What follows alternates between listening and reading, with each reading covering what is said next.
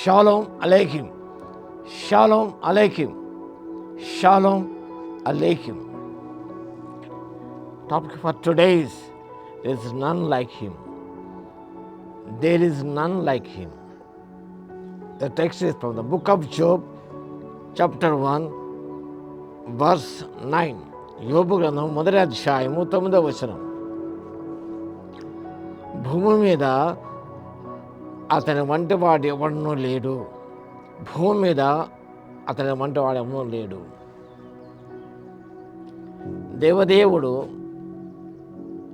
యోబును గురించిన సాక్ష్యం చక్కగా మనకి ఇక్కడ గ్రంథం చేయబడింది. God testified about Job's. భూమి మీద అతని వంటి వాడు ఒక్కడునూ లేడని దేవదేవుడు సాక్ష్యం ఇచ్చాడు. There is none like him on the earth. సాధారణంగా మనం గమనించే యోబు గురించి మనం ధ్యానం చేసినప్పుడు ఒక కోణంలో మాత్రమే ధ్యానం చేస్తూ ఉంటాం. అదేమనగా 8వ వచనంలో అతడు యథార్థవర్తనుడును న్యాయవంతుడై దేవుని యందు భయభక్తులు కలిగి చెడుతనము విసర్జించిన వాడు. We usually think of Job as a religious, righteous man who suffered. ఒక యథార్థవంతుడు, న్యాయవంతుడు, చెడుతను విసర్జించిన వాడు, ఎంతగానో శ్రమ పొందినవాడు. ఎక్కువ ఒక యోబు యొక్క శ్రమల గురించి మనం ధ్యానం చేస్తాం. ఆ కోణంలో అతని గురించి మనం ధ్యానం చేస్తూ ఉంటాం. కానీ but there is much about Job. అతని గురించి చాలా తెలుసుకోవాల్సిన విషయాలు బైబిల్లో గ్రంథస్థం చేయబడి ఉన్నాయి. ఆ విషయాన్ని మనం యోబు గ్రంథం 29వ అధ్యాయం నుంచి 30 వరకు చదువుకోవచ్చు. In chapters 29 to 31 of Job we get a more complete picture of Job. యోబును గురించిన సంపూర్ణమైన సమగ్రమైన ఒక చిత్రపటాన్ని మనం గ్రహించవచ్చు. He proved his heart for God. దేవుని కొరకు ఆయన హృదయం ఎంత పరితపిస్తున్నదో అనే విషయాన్ని ఆ అధ్యాయం చదివినప్పుడు అది బహిర్గతం అవుతుంది, నిరూపించబడుతుంది. He proved his heart for God by redeeming or reaching out to others. ఇతరులను కలుసుకోవడంలో, ఇతరులకు సహాయం చేయడంలో ఆయనకున్న హృదయాన్ని మనం గ్రహించుకోగలం. Was 1 in a million to orphans, widows and other oppressed persons.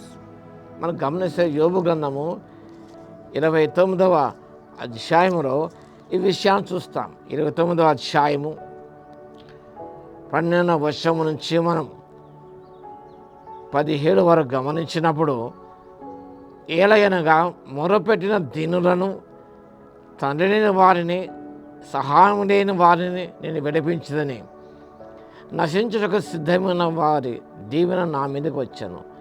విధవరాన హృదయమును సంతోషపెడితేని, గుడ్డివారికి కన్నులైతేని, కుంటివారికి పాదములైతేని, దరిద్రులకు తండ్రిగా ఉంటిని, ఎరుగని వారి వాద్యములని శ్రద్ధగా విచారించదని, దుర్మార్గ దవడ పండ్లను ఊడగొట్టి తిని. ఈ వాక్యం వల్ల గమనించినప్పుడు ఏ రీతిగా ఇతరులు సహాయపడ్డాడో, విధవరాండకు ఆయన ఏ రీతిగా సహాయపడ్డాడో అనే విషయాన్ని వాక్య బలమో చూస్తాం. తండ్రి లేని వారి సహాయం చేశాడు, గుడ్డివారికి కన్నులయ్యాడు, కుంటివారికి పాదములయ్యాడు, దరిద్రులకు తండ్రిగా ఉన్నాడు. ఇవన్నీ కూడా యోబు చేసిన మంచి పనులు. ఆయన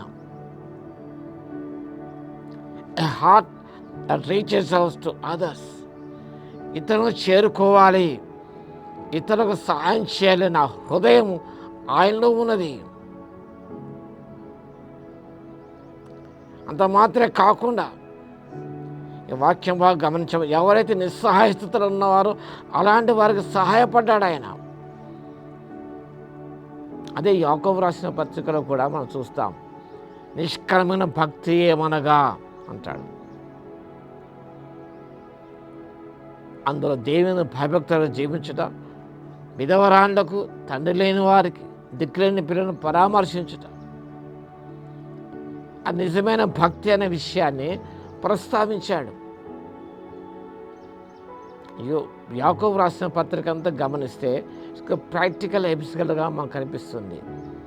విశ్వాసం, క్రియలు రెండు ఉండాలనే విషయాన్ని ప్రస్తావించాడు. మన భక్తి ఉండవచ్చు. ఆ భక్తిని ఇతరులకు సహాయం చేసే విషయంలో మనం నడిపించేదిలా ఉండాలి.